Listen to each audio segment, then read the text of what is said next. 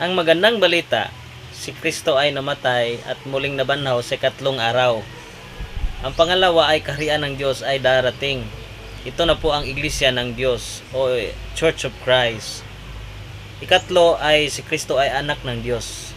Yan po ang mabuting balita. Hindi po bantayan ang araw kapahingahan o bantayan ang ikasampo na utos, ikasampo na pagbigay. Hindi po ganon. Ganito po ang mangyari kung patuloy tayo doon.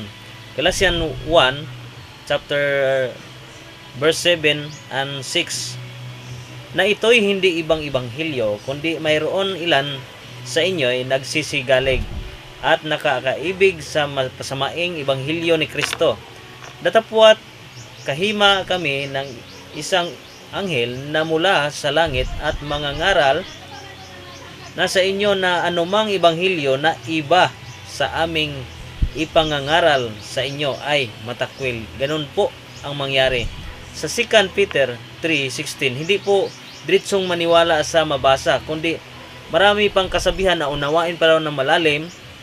Marami pa daw mga nag-eskwela pula, nag-schooling po ng taas at hindi po diretsong paniwalaan ang itong diretsong mabasa. Ganito po ang kanilang situation. 2 Peter chapter 3 verse 16. Gayon din naman sa lahat ng gayang mga sulat nandoy sinasalita ng mga bagay na ito, na dooy may ilang bagay na mahirap unawain, na isinisaysay ng di kaalaman, at ang mga walang tiyaga na gaya rin naman na kanilang ginagawa ay ibang mga kasulatan sa ikapamahamak din nila. Yan po ang sinabi.